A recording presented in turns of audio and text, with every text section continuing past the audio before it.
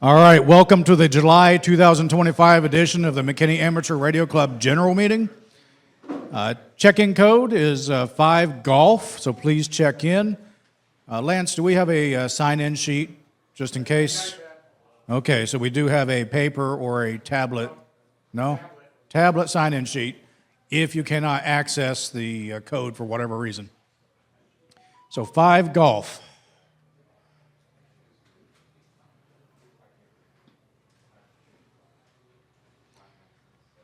Okay, we'll go over Zoom meeting protocol. Do we have people on Zoom, I assume? All right, good. So just we ask that you mute yourself to minimize any distractions, and please hold off on any questions with regard to the presenter until they ask for input. And the voting procedure has not changed. Check-in counts as a yes vote unless you tell us otherwise. So no need to tell us yes when we vote.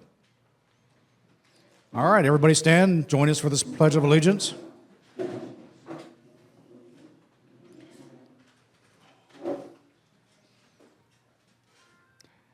I pledge allegiance to the flag of the United States of America and to the republic for which it stands, one nation, under God, indivisible, with liberty and justice for all.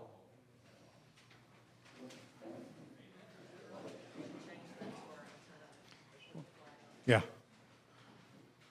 Okay, so do we have any new licensees here? Any new licensees? You're not a new licensee yet. Well, you have your general. You're working on your extra, right? Okay. Any new call sign holders? Okay, that's me. That's him. All right. No. Yeah, so Junior's new call sign is Whiskey 4 Papa Tango Yankee. Has a good ring to it. Papa Tango Yankee. Before. Your previous call was Kilo Fox 0 November Juliet Delta. It was hard. That's a mouthful. All right, do we have any license upgrades? What we got? Extra, awesome.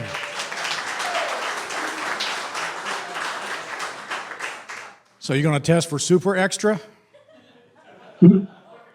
Okay. All right, congrats.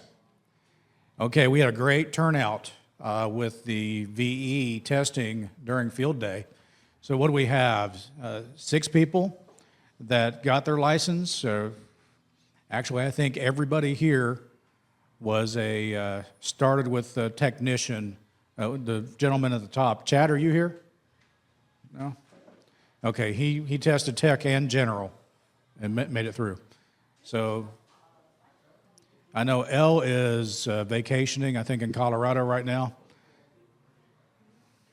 So anyway, good job. David, thank you for that. You do a great job with that. Yes, sir? He took and missed it by 2 questions. He retook it, passed, then he passed the tech in general. That's awesome. That's awesome. I know he tested for extra too, but didn't quite get there, and I wouldn't have either. Extra is a bit of a different animal.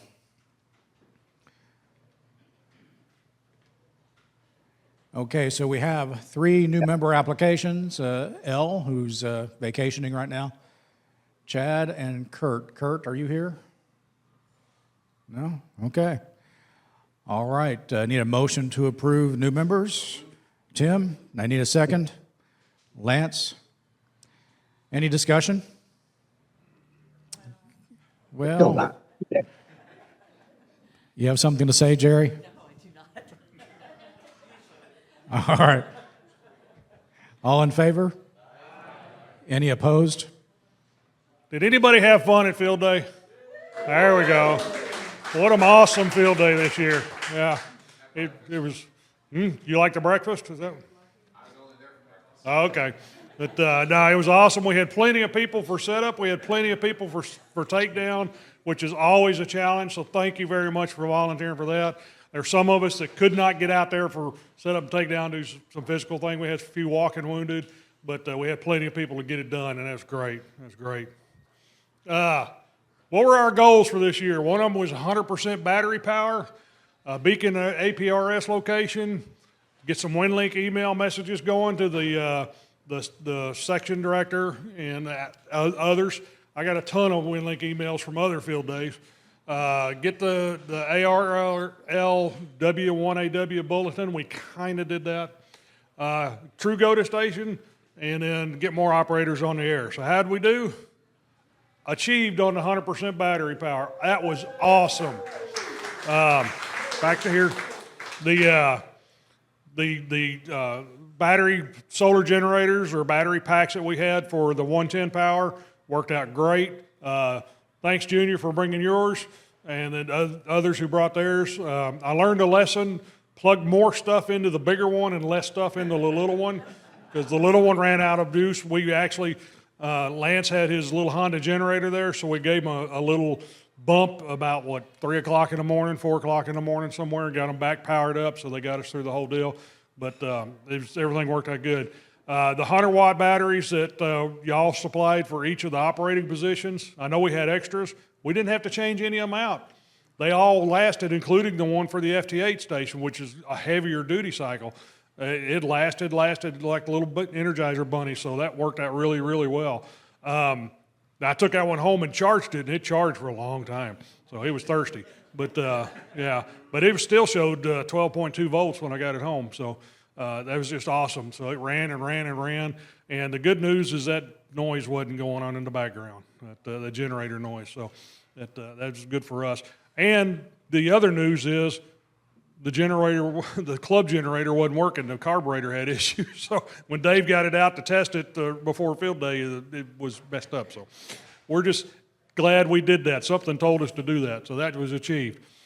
All right, Beacon APRS, Ed Horton got us on the map for APRS. So we were there. We had a presence there. And I actually had one person, I forget who it was, told me that they saw our location on APRS and decided to come on by. So that got us one person there, so that's a good deal.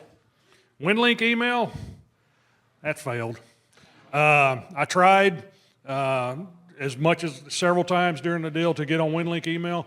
Every station that I tried to contact with WinLink email, you're trying to get to a gateway and shared frequencies, they were busy.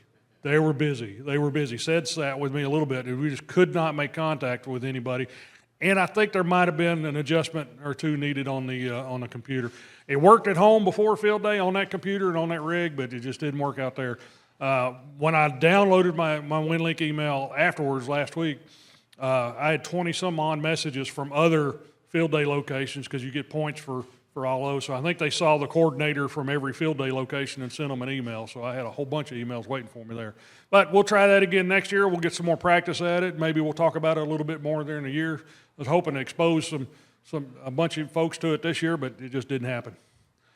The bulletin, we achieved it, but it was before contest time and not at the contest. So our president got it. Actually, all of those times that they broadcasted are eligible. It's Section 7, 9, and 9. Yeah, we could have got it, but it wasn't at the location where we received it. It has to be within 1,000 feet. So, oh well, yeah. So, thanks for looking that up. And we had all the times we had to schedule, and that's just something that slipped past me while we were there. So we'll work on that again next year. True go-to station, Lewis got us hooked up. We did have a True go-to station there at the visitors booth. And we had, he's still putting his numbers together. We had at least 4 people make go-to contacts. I think it was more. So that was a good deal. Speaking of that, we had 23 visitors sign in. So I think there were some more that didn't, so that was a good number. So that helped quite a bit. Get more operators on the air, we did that. We had 29 operators, at least 29 unique call signs in the logging software. Now, I did learn something this year. Some of y'all don't know what your initials are.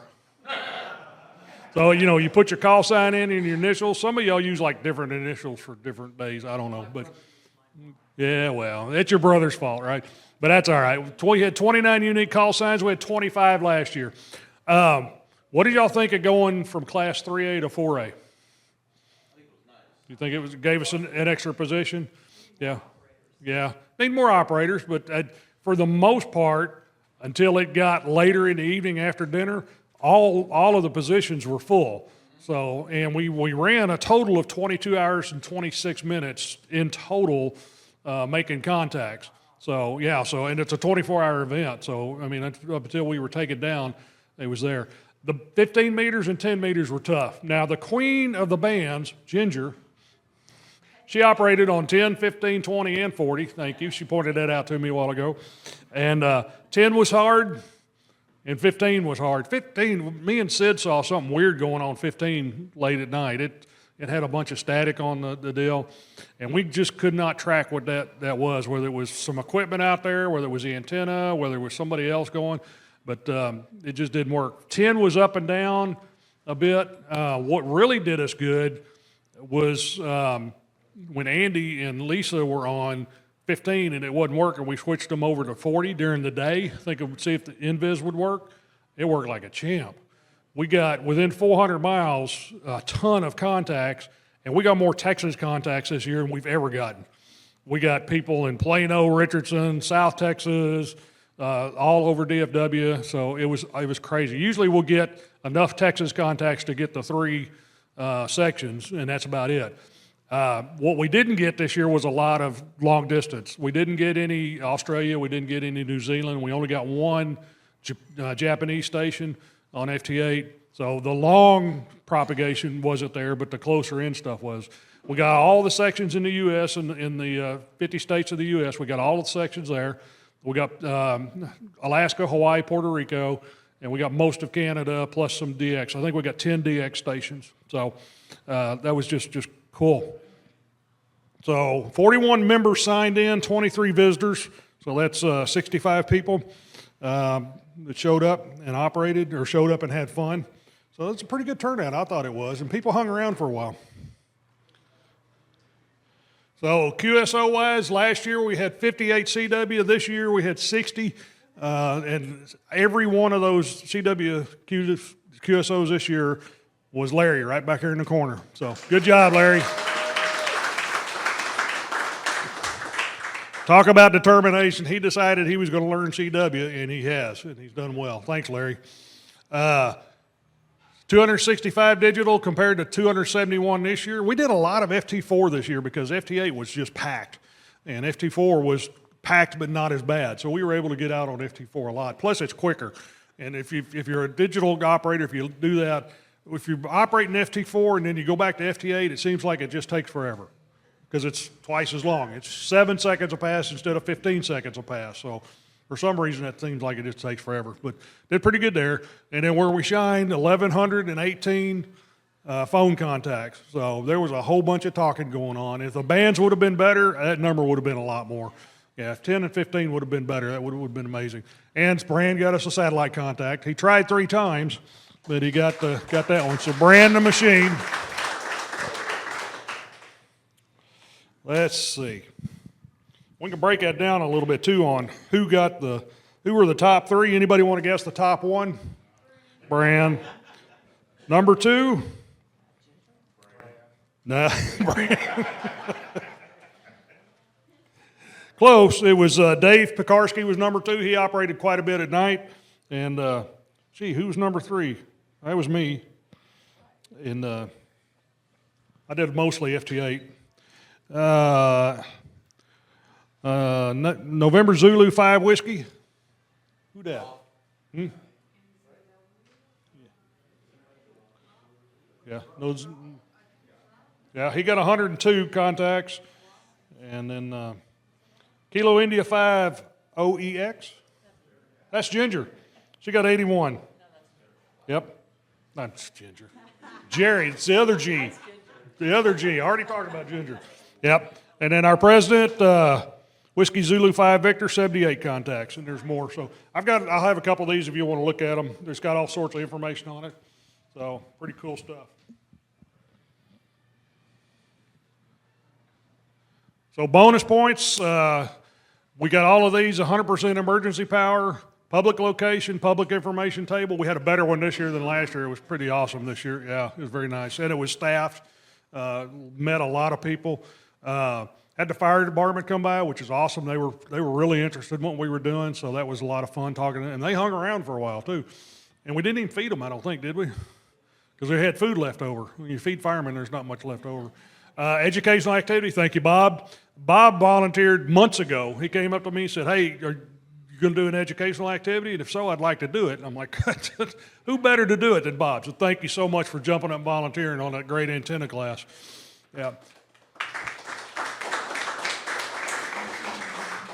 Youth participation, I'm still getting the numbers in. I know we had one gentleman that sat down with Kerry and got at least one QSO. Did anybody else have a youth sit down with you and get on the radio?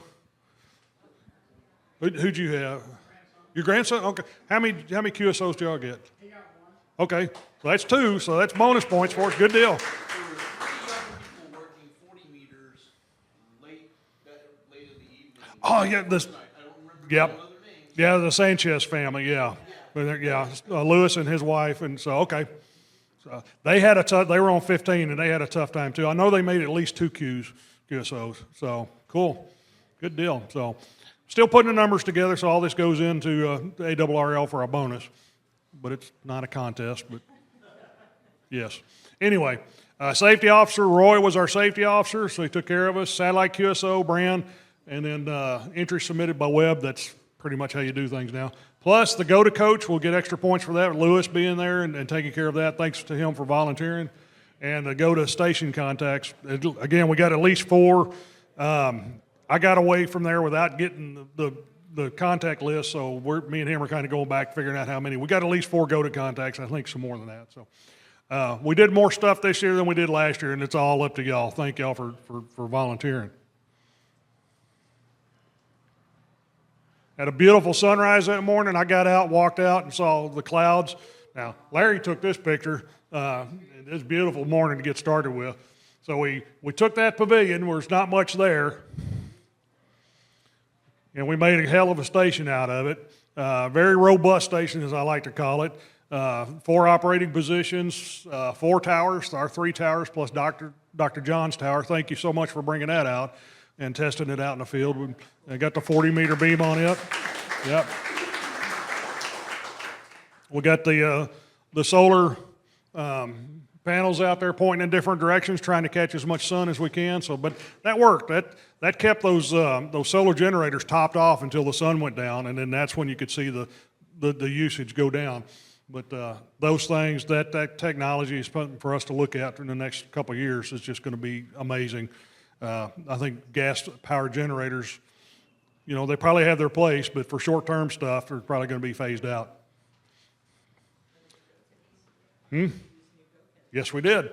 We got the towers up, so there's Dave directing the towers. Dave takes care of the outside stuff. I take care of the stuff under the pavilion, so I appreciate him doing that. Dr. John's trailer there, that's awesome. Got the showing out there. Got the new Go Kits. There's Dave and one of our new members. I believe Daniel was his name. He hung around for a while. He came and worked some FT8, and he got on there with Dave, so he got on there. Janice and Rob got us kicked off on 20 meters with a bang. She got on there, and pile up after pile up. She was on for an hour and just killed them there. So she got a ton of QSOs. And there's the group. What a great picture. What a great picture. It makes it a great picture because it's full of great people that got out there and got together for a good time and practice for, should we need to deploy for an emergency, we've got a lot of good practice. Does every skill translate over? I don't know, maybe. But if we deploy, it may be a smaller thing, maybe a bigger thing, but we know we can do it and we can call on each other to get things done. Speaking of this picture, I've got some stuff for folks here. Now, there's a whole bunch of folks that work their butts off, and I'm only recognizing a few, so if I left you out, I apologize. And it's not on purpose. Hey, we're just talking about you. I got a little token, a small token. President Keister, come on up, sir. Rob was out there leading us along the way, stayed as long as he could. Little token of my appreciation there. Vice President Tim, little something for you. You can open it up if you want. Jerry, our treasurer, and ready to go for anything. I think you made a run for steaks. You made a run. Yep. Larry Land.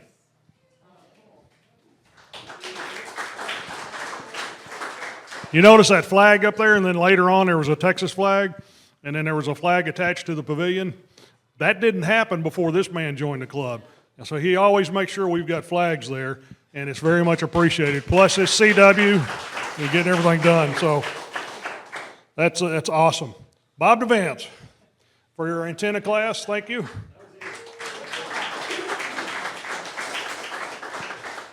There you go. And Dave Pekarski's not here tonight. David Hampton. I know you don't want to come up here.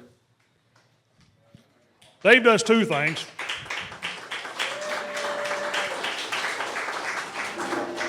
Dave gets our antenna towers and stuff there, and he gets our VE team there. Thank you so much, sir.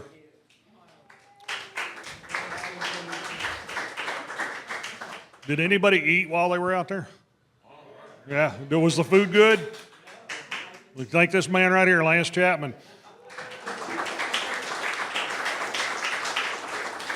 Keeps us well fed and well humored. I got one for Kiri, who was the assistant cook, plus he cooked breakfast Saturday morning, and he did not burn the bacon. Louis Soto, we mentioned a while ago, running the GOTA station in the visitors tent, which was a great addition this year. Sid Gibson. Come on up, Sid. I think this is the 5th year me and him have spent the night together. What happens late at night is field day stays late at night at field day. No, not much. Dr. John, come on up, sir. That's you, yes, sir. We're bringing that tower out there, getting our reach out there, getting that 40-meter reach out there, and that VHF reach. Thank you. Brand, the QSO machine and the satellite guy. He's got one. And Rob and Janice Klein, who may be at a park somewhere, but they got us kicked off pretty good. I was sitting over there on FT8 and had one little glitch right at the beginning, and then I'm looking at the software, and it's, phone contact, beep, phone contact, beep, 20 meters, beep, beep, beep, and then Sid would pop in with one. I think you were on 15, weren't you? Yeah, but they were just killing it, so got one for them. But that is a copy of this photo for you to take home and do with what you wish. I love it. I've got last year's and this year's on my wall in my shack. If you want me to send you a copy of it in the email, just let me know. Send me an email or something. I'll be glad to share it with you because it's just such an awesome picture. Thank you, everybody.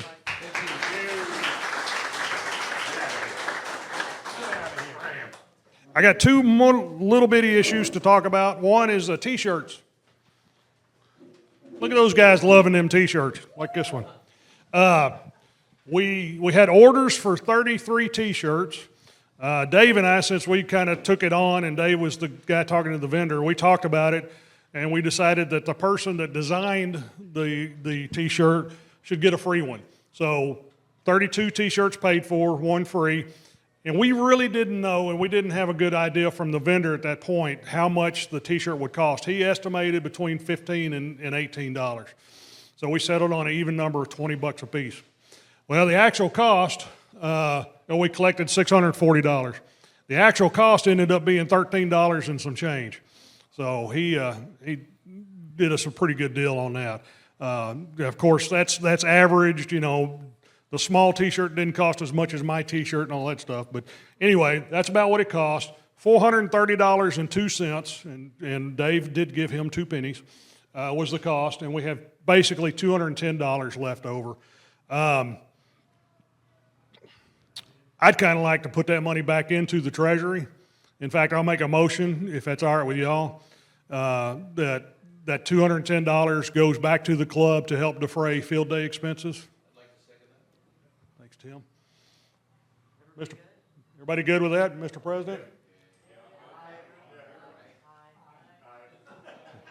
Okay, no discussion? Okay, everybody said aye? Any opposed? Hope this is the proper form. Thank y'all very much, yeah. So, and thank y'all for buying t-shirts, so. All right, guys, let's give this gentleman some time. His name is Tom Schusler, I believe. November 5, Hotel Yankee Papa. And Sean, if you get Tom on Zoom, I believe, go ahead and take it away.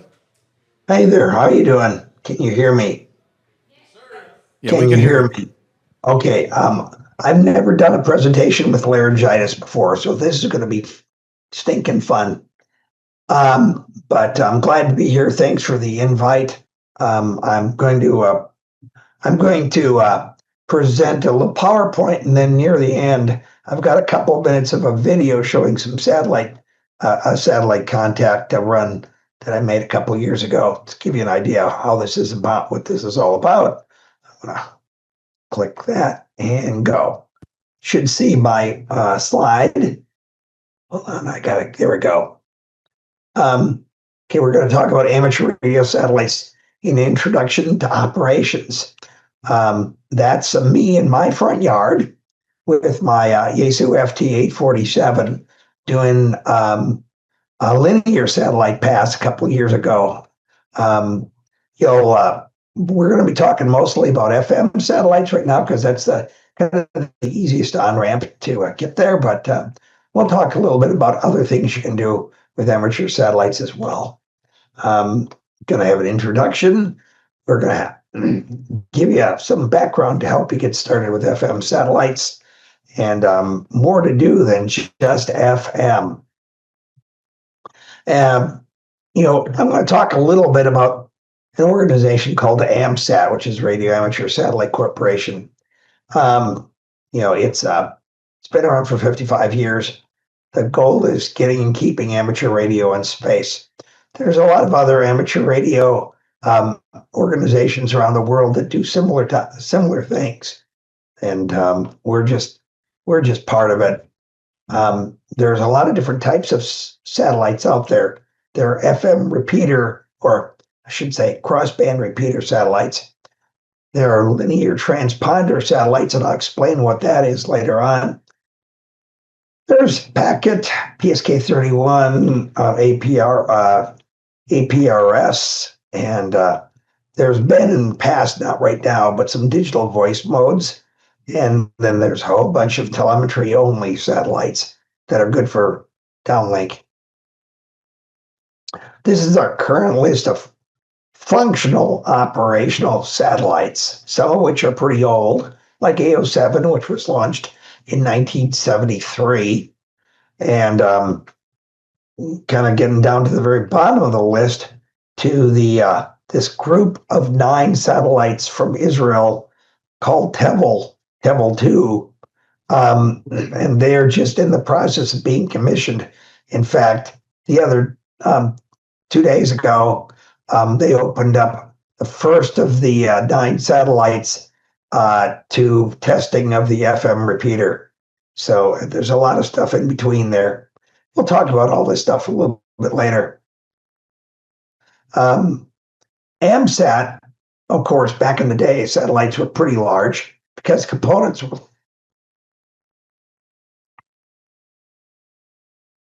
By the way, I'm going to be sipping on my cup of honey lemon tea here to try to help my throat a little bit. Back about 20 years ago, a small form factor satellite called a CubeSat began to become popular. It's a 10 at its base. It's a 10 by 10 by 10 centimeter frame, and it weighs about a kilogram. You can stack them into multiple unit CubeSats, but the form factor is the same. Not all satellites use this form factor. Not all amateur satellites use this form factor, but it's a very easy form factor to get launches on. In our case here for AMSAT, we got some free launches because the bottom boards were ours. There was a receiver board, a transmitter board, an internal housekeeping board, and some batteries. And that was made part of our satellite. And we opened up the top 3 or 4 boards in the stack for universities to be able to, or educational institutions, be able to launch payloads that we would help them get the data back. And that provided us some free launches from NASA's Educational Launch of Nano Satellites program. Coming up in the future, we've got the previous series was called Fox. Fox Plus is a redesign of the original Fox FM satellites. Gulf T and Gulf Greater Orbit, larger footprint, are the upcoming technology steps that are being developed at this point. Hopefully, we'll get some rides on for those in a little while. And for universities, we do offer a linear transponder module. That's the 3-board stack that you see in the middle photo. The first university satellite to use that was the University of Washington's Husky. He's currently functional satellite on orbit with an AMSAT linear transponder from the University of Maine called BSAT-1 or MO-122. And there's AMSAT organizations all around the world. AMSAT UK, AMSAT Germany, AMSAT Australia.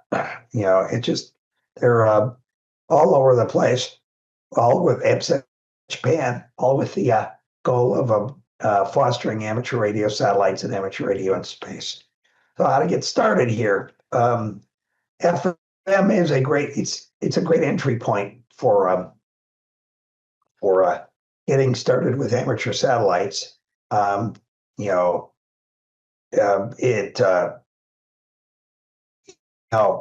satellites work well as long as the batteries and stuff work, no matter what the terrestrial band conditions.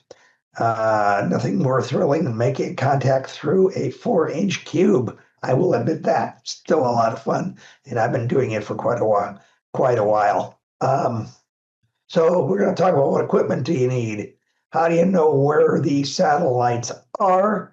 How do I know what frequencies to be on? How do I track a satellite? What do I say? And tips for best operating practice.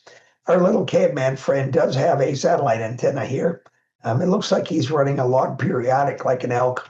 But what equipment do I need? Well, for FM, you either want a dual band transceiver that can simultaneously transmit and receive on both UHF and VHF.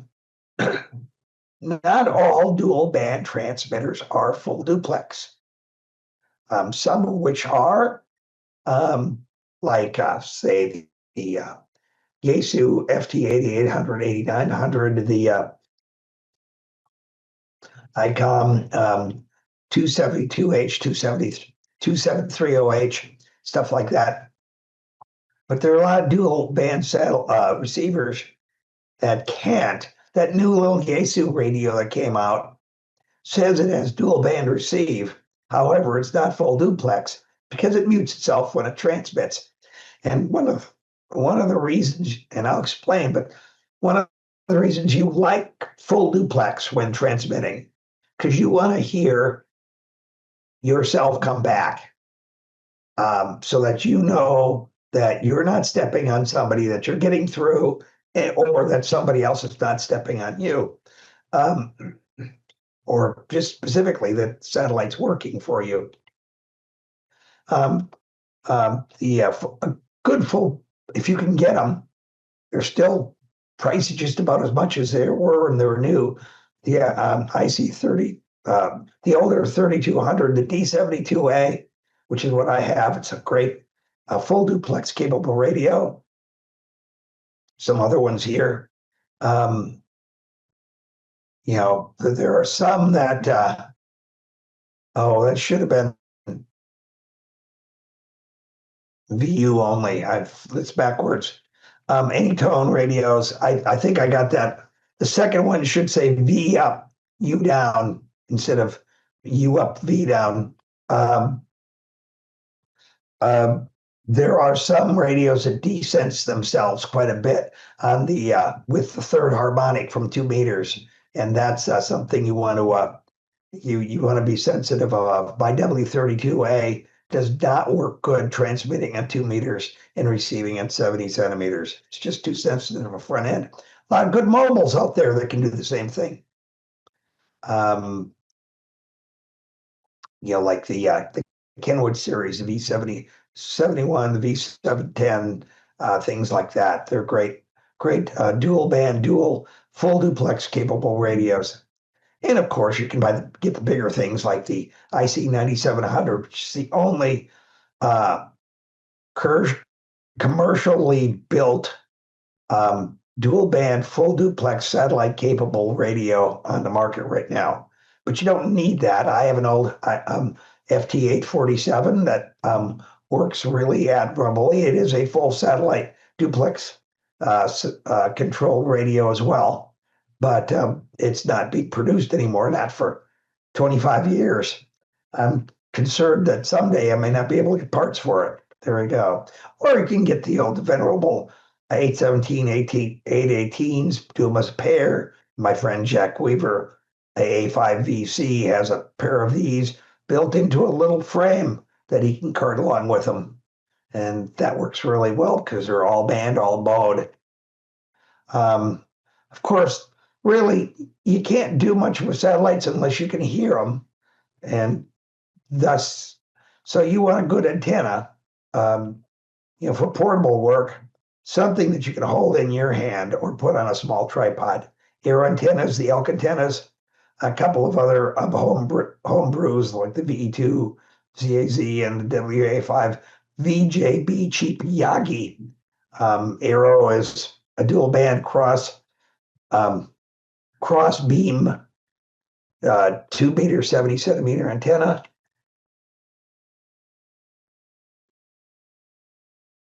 It's pretty good forward gain on both bands, and it provides you that directionality and gain that will get you into a FM satellite with 5 watts.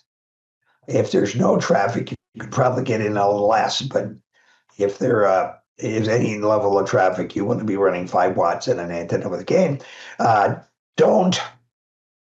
You will see some old videos out there of people doing satellites with a extended whip antenna. I wouldn't recommend it. Yeah, you can do it, but your frustration level is going to be high, so don't. And then there's the elk, which is a log periodic, whereas the arrow is a true Yagi. And it's got some advantages. A lot of people like it. It's only in one plane, so it's flat and it sits on the back seat of your car, much easier. You can build various different homebrew antennas, like this one. Go look for that on the web. There, he has plans for that. Or Ken Britton, WA5VJB, his cheap Yagi. Go look for that on Google, and he's got a PDF, which is all the plans, and you can either operate it as a single radio, single feed antenna through a little homebrew diplexer that you wind on a pencil and stick on the wooden arm, or you could, as my friend Virginia Smith did, she had better success because she had 2 radios. She just didn't do the duplexer. She used a VNA and found the proper match points on both antennas and ran coax from there and ran it into 2 separate radios, and that worked just fine. That's actually a really good antenna. She's beaten me in side-by-sides for satellite contacts. I think it helped she was a female voice, but I'll still give it to the antenna. The kid's antenna is pretty good. You got to make sure when you go in the field that you got the right connectors and the right adapters. If you've got different types of feed lines and such like that, I always keep them. I have a tackle box full of adapters I take with me. You want some other devices like maybe a compass to get your direction, a smartphone, or a digital recorder to record your passes so you can come back later on because you're never going to be able to have a hand to write things down. If you want to use a little more power, you want a bigger duplexer than that. Headphones or an external speaker are a good thing. And of course, whatever adapters you need to get from where to where. Now, there's a lot of good satellite tracking apps out there. You'll want to know and they'll give you the acquisition of signal or AOS time, the time of closest approach, or the time and the elevation and azimuth of the highest point the satellite will be on a pass, and the loss of signal time. PC and Mac software contains both rig and rotor control. And you can also just get some manual pass predictions from various different sites like N2IO or the AMSAT website. A couple of my favorite app for iOS is GoSat Watch.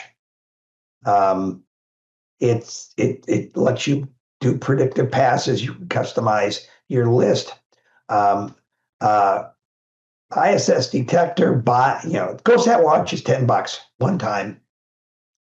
ISS Detector Pro is free if all you want to track is the ISS. But if you want to do any of the other satellites like amateur radio or visible stuff, you want to buy the $2.99 package of extensions. And that's a one time. WANT Sat Tracker is a good one, but I still like GoSat Watch. SatSat, not my favorite. GoSat Watch I would pay $10. It's worth it.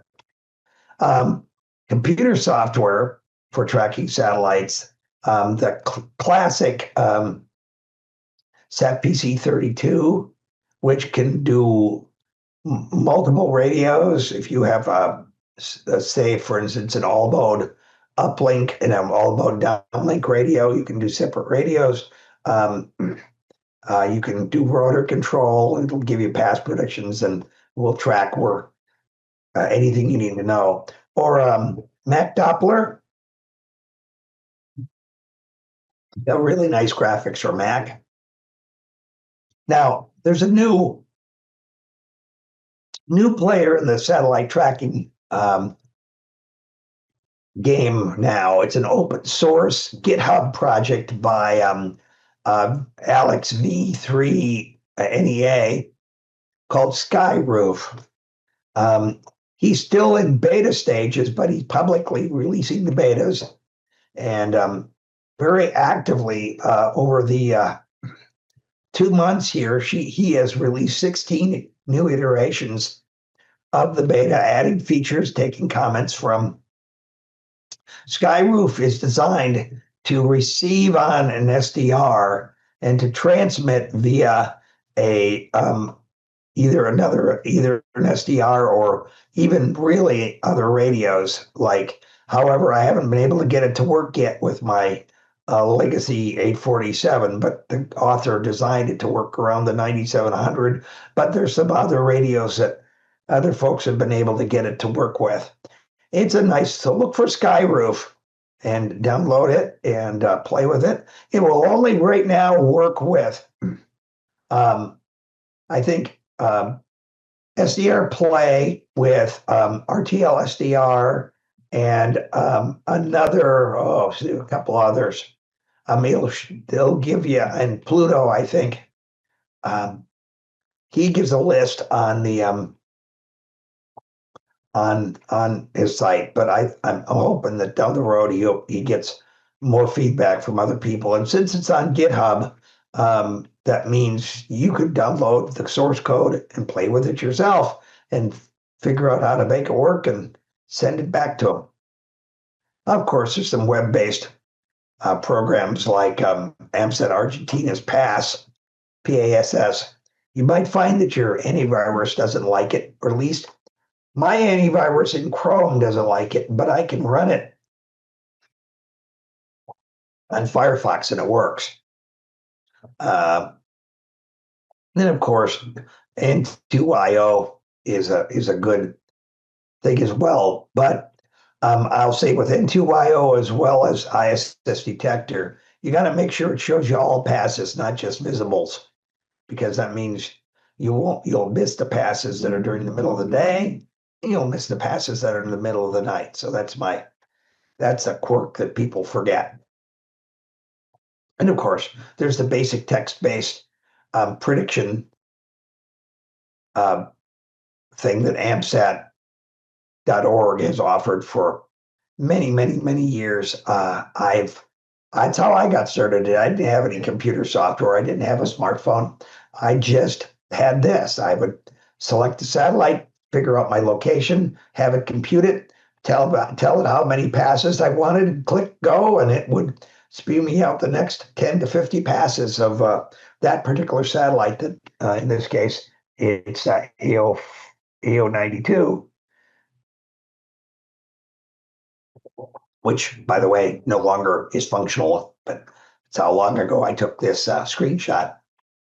There's another site out there by df2et.de/Tevel. Some FM satellites especially have schedules that they may not be on all the time. And this comes back to, well, knowing first, not only knowing what satellites are available, but what satellites have schedules. So you don't sit there outside and get frustrated because you don't hear anything because the satellite's not even actually on. So this is a very good site for that now. He has not updated for the new Tevel group. This screenshot was from when the old Tevel group, which finally deorbited at the end of last year, was up. And the new group got launched about 3 months ago and is still in commissioning it. So I suspect he'll reactivate this for the future. So we're going to talk about a pass. All of our satellites right now are low Earth orbit, which means they're between 260 miles for the ISS up to about 1,000 miles for RS-44. And so that means that they don't see the whole half of the footprint and they're moving across the sky. So you'll have a time where the satellite comes over the horizon, time where it gets the time of closest approach, or it may not be directly overhead. It might be to the east and at 45 degrees, but at that point, it's a time of closest approach. And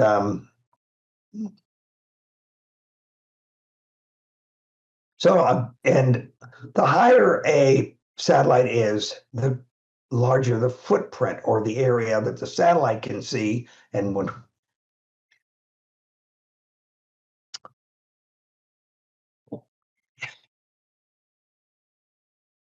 they're drinking. And when we're in the footprint, we can see the satellite and the satellite can see us. So that's the ISS at about 260 miles. AO7 at about 900 miles is a much bigger footprint. There used to be a satellite called Green Cube that was a nice little data satellite that was an ESA hosted payload that was up at 3,600 miles. And so it had a pretty big footprint and a pass of about an hour and a half. That was Green Cube there. So you could see you could easily do DX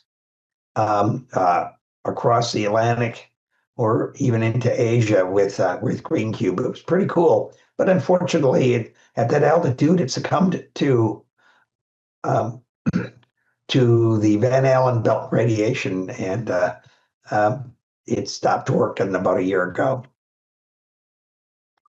So there's an uplink, and in most cases, except for data satellites at KPRS, the uplink and the downlink is on different frequencies and even different bands. Uplink, the frequency that you send to the satellite. Downlink, of course, is the frequency coming back from the satellite. In our case, we pretty much only, especially I think since the 23 centimeter band is in jeopardy, there haven't been any satellites produced to use that set of frequencies lately. So We've had a couple in the past, but I'm not expecting to see them anymore. So say, for instance, a downlink might be on, the uplink might be on 2 meters in the 145.8 through 146 part of the band, and the downlink may be somewhere in the 435 to 438 megahertz part of the band, or vice versa. And a satellite running at 17,500 miles, give or take a few, has quite a bit of Doppler shift to it. On the VHF band, Doppler shift in the 145 megahertz range is about 3.5 kilohertz plus or minus. For 70 centimeters at 436 is about 9.5 kilohertz plus or minus. So most of your FM radios only have 5 kilohertz steps, except for the cheap Chinese ones, and some of them have 2.5 kilohertz steps. So on average, for the 2 meter frequency, you will not have to do any adjustment of Doppler shift. But on a 70 centimeter satellite, whether it be uplink or downlink, you will have to adjust for Doppler shift. And the speed of that frequency change depends upon the elevation of the pass. The red line is with a very low elevation pass near the, with the satellite only at about 1 degree off the horizon. But the center one is an 80-degree pass. The dark blue one is an 80-degree pass. So as the satellite's coming towards you, you don't see a lot of change, but until it gets really close. And just like a train, if you listen to a train horn, a train that's way up the distance, the Doppler shift as it comes closer is somewhat imperceptible. But if it's coming right at you and it passes right at you, it's much quicker, especially when it's getting close to you, as that's kind of the same thing that you're seeing here. So if you're uplinking in VHF and downlinking in 70 centimeters, you'd leave the VHF frequency alone, and you'd be moving your receive frequency at 436 megahertz down as the pass progresses. In the case, this is kind of how I would build my memories.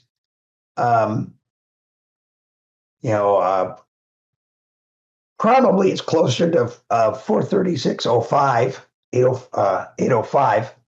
But I usually, on the satellite, program an extra set of memories above and below. You can usually get away with 5 memories with 5 kilohertz of step space. But you note on the uplink side, on 70 centimeters, there's only 1 memory. And the SO50 uses a 67 hertz tone. In the case of UHF up, VHF down satellites, you have to do Doppler shift again on the UHF. But here's the fun part. Since the satellite thinks it's standing still and you're moving, and we have to provide the frequency at the satellite to be what it's expecting. So when we start an uplink on UHF, we start about 10 kilohertz lower in frequency, and then that kind of gets shifted up to the satellite's receive frequency when it gets to the satellite, and then we move to TCA. That's the only point where the uplink and the downlink are the same, and then we have to continue to move the transmit Doppler up on our side to be able to let it properly sync with the satellite's receive frequency up there.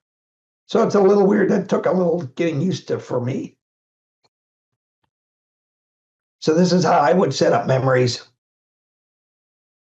In this case, the downlink is the single memory, and the uplink is a series of steps going higher in frequency as the pass progresses. What frequencies do I need to be on? It depends upon what you want to do. I talk about UV and VU and node U and LV. Well, like I said, we don't have any 23 centimeter satellites right now. But you'll on the bottom of the page here, you'll see the amateur radio allocations for the 2 meters and the 70 centimeter band. There is a notable exception to that in currently functional satellites.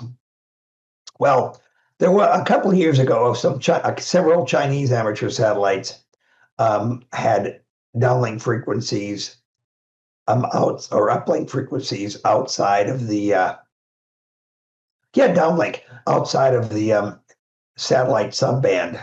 But back in 1973, when AO7 was launched, the ITU, International Telecommunications Union, and the IARU hadn't set a series of proposed frequencies for amateur satellite work.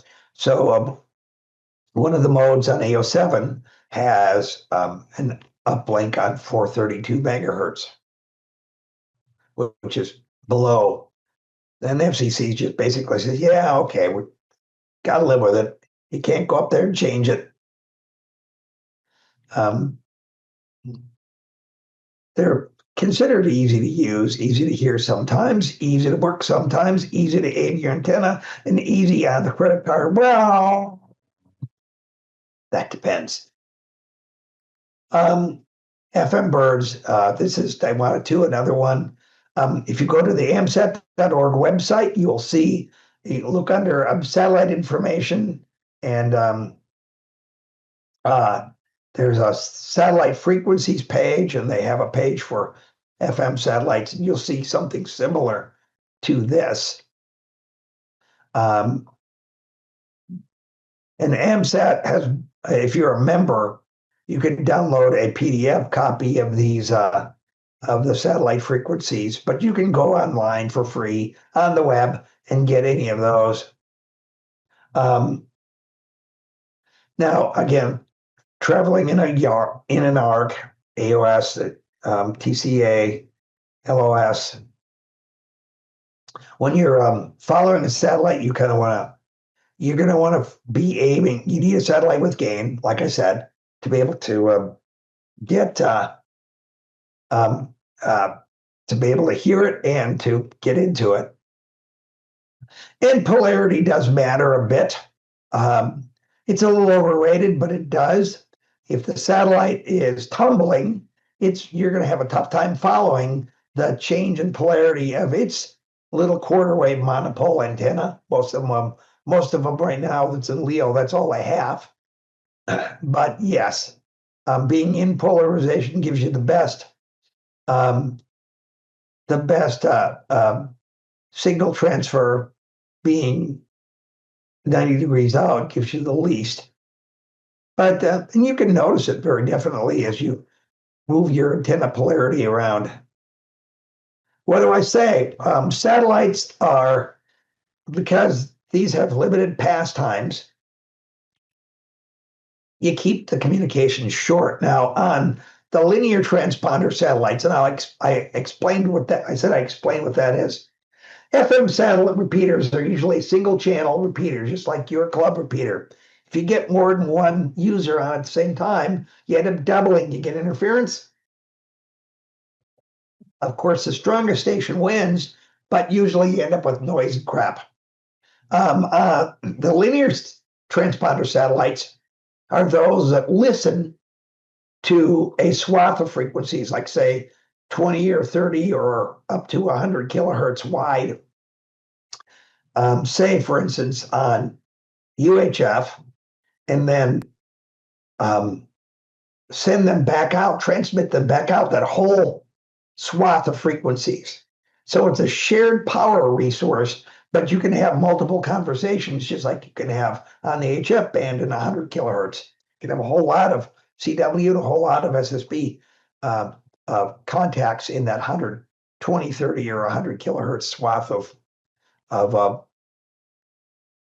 of frequencies that are being downlinked. But because it's a shared power resource, if somebody decides to just bang the satellite with a ton of power, it's going to produce a stronger signal, and it's going to send that stronger signal out on that one frequency, and it's going to, in the process, swamp out other ones. So minimal power you need to get in is what you need to do. We share grid squares. That's, of course, we all know that from VHF, UHF weak signal work, but we also use that in satellites. Got to program your radio, use headphones to avoid feedback, especially if, because most handhelds, the speaker is right next to the microphone. And if you got your radio in duplex mode, it's going to be making a hiss and noise, and you're going to feedback on yourself, and it's going to drive you nuts, and it's going to drive everybody else on the satellite nuts. Have an ability to record the pass, either on your phone's recorder or on an external recorder, because you're going to want to come back and figure out who you all worked.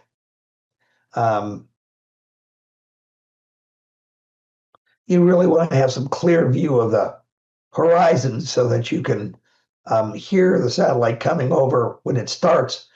Trees are enough. We're talking weak signal work. The Fox satellites ran at about 600 milliwatts of transmit power. So 50 runs at 250 milliwatts of transmit power. Several of the AMSAT Spain Hades series, HADES, ran even less than that. So having a good antenna, having the ability to hear, being in a low noise environment is helpful. These are just steps to be keeping in the back of your mind. And of course, you may think you need 2 hands, and 3 hands, like this guy has, which most of us aren't blessed with. He's also going to have a tough time making contacts because you'll note his microphone on his headset is up over the top of his head. So that's just not going to work either. I know, don't panic. Breathe. You can do this. And I guess the best news is to listen. Learn by listening. And these are just operating tips and best practices. I won't just read them all off. You can probably read them from where you're sitting. Of course, we talked about what else can you do. Full duplex linear transponders. I just described them a moment ago. You can get some older legacy radios if you can. The 9100 and the 9700. The 2000, 2000 is not a production radio anymore. The 847 like I have. The other 2 Yaesu models are pretty old. Of course, you can get, like I said, the dual. If you can pick them up, if you can still get them, get a pair of these. These are actually very good for satellite stuff. Using SDRs is a good way to get into listening. The Skyroof program I brought up is a good piece of software. It's getting better as it gets crowd developed. Satellite tracking programs are good where you can actually control your radio and control a rotor if you've got an ASL rotor. Ham Radio Deluxe, they claim they are rewriting their satellite. They've claimed that for years, but they claim they're writing their satellite module. We'll see how that works. SDR Radio Console has a satellite module too. I have used it for listening in the past. APRS is a good band, good thing to do. The ISS has an almost always running APRS digipeater. Several other satellites have digipeaters as well. Downlinking data This is a depiction of AMSAT UK's FunCube-1 AO73 and their data carrier, and they ran experimental data for educational institutions. And when you use their software and download their data, the software pushes it to a data warehouse, and it aggregates it with all the other users who've been downloading data, and that provides a whole orbit data for or a pretty good quantity of the orbit data. AMSAT has, you can go to the AMSAT store, and they have a great little book called Getting Started with Amateur Satellites. There's a download version for $15. They have just recently released a print version for 30 plus shipping. It hadn't been updated in 3 years. They finally did so, and they kind of made it a little less dated. But again, you'll even bump into in this current version that just came out a couple months ago that there are satellites they'll talk about that no longer exist. Hold on. Because they decayed. And then there are satellites that haven't yet been launched that will now have been launched that it doesn't know about. But still a great resource. You can learn a lot of stuff from that book. I recommend it. The AMSAT website has a lot of good things as well. This is the older menu bar, but it's the same thing. I showed you the list of linear transponder satellites, FM satellites. They have a satellite status page. Anything like the satellite that you can tell, like for instance, on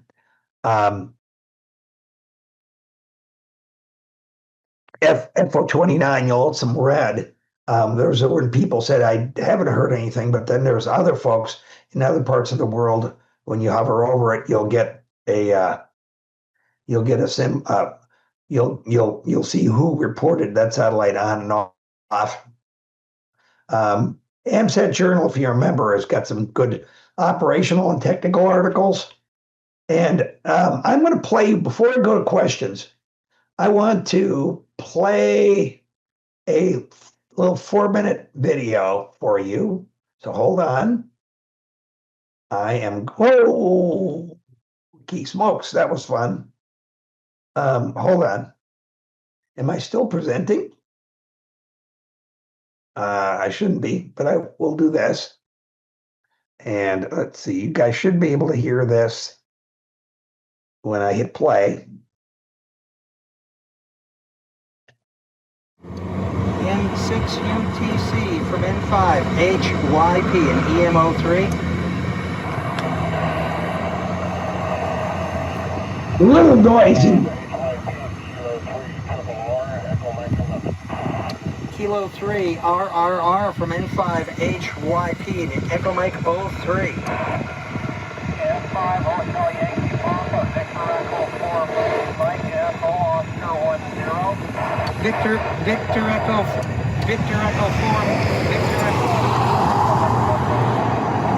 Victor Echo 4, Mike from N5 HYP. I got you, and I'm EMO3.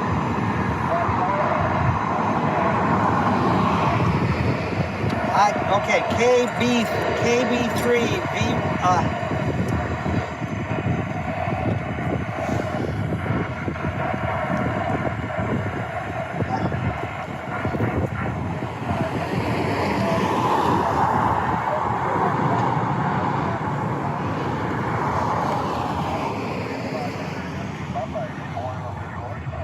XE1 Hotel Golf from XE1 Hotel Golf from N5 HYP. Echo Mike 03.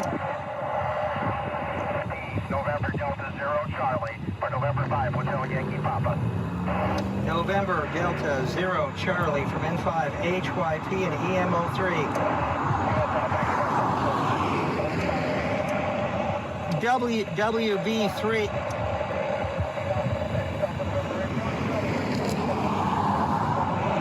WB6 Delta November Radio, I believe, from N5 HYP and EMO3. I'm calling WB3 FYV from N5 HYP. Dave, can you hear me?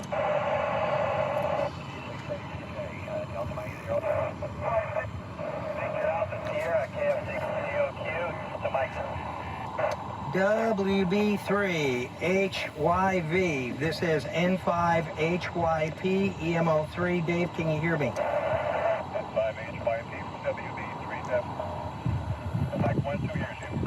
I got you. 73s. Very good. That was from a couple of years ago when I was, let me present myself. Why is it feeding back? I'm just gonna, that's special. Hold on.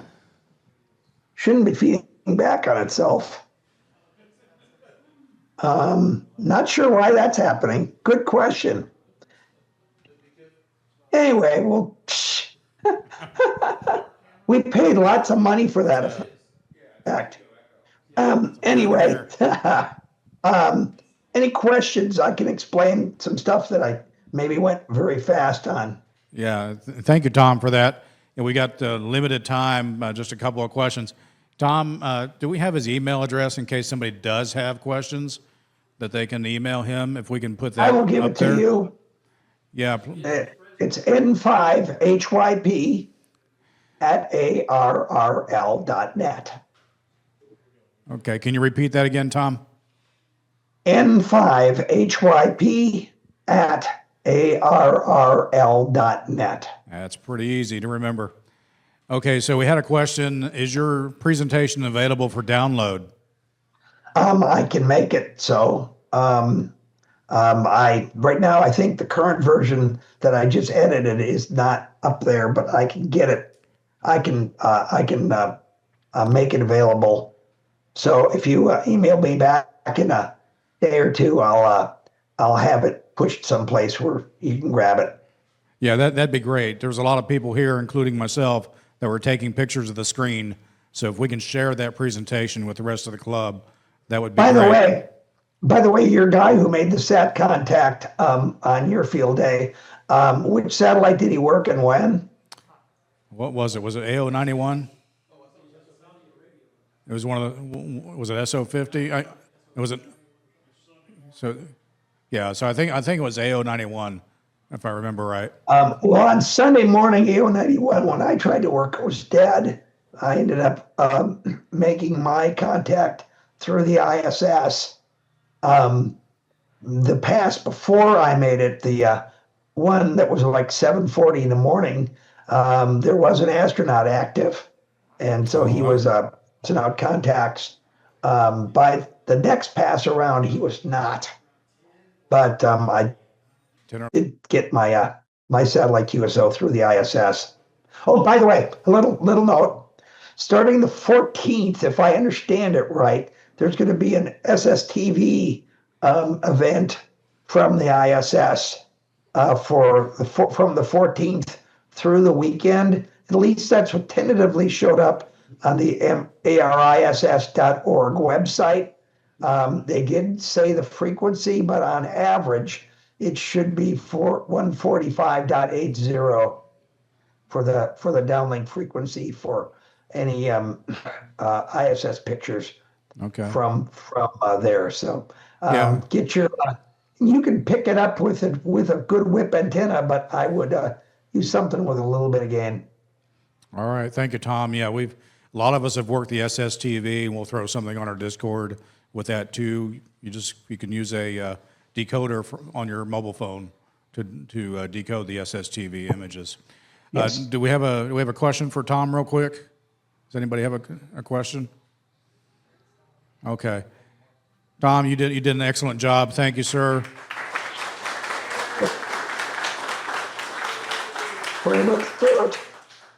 Well, we appreciate having you, and we'll get your email address. We'll post it on our Discord server as well if anybody would like to email Tom direct. All right. Thank you, sir. Hey, I appreciate you joining us tonight. Appreciate it. Thank you. Okay, so yeah, thank you everybody for coming tonight. So I need a motion to adjourn. Junior? David, KF5LPO. All right. Well, we already have a second. Any discussion? All in favor? All right, get out of here.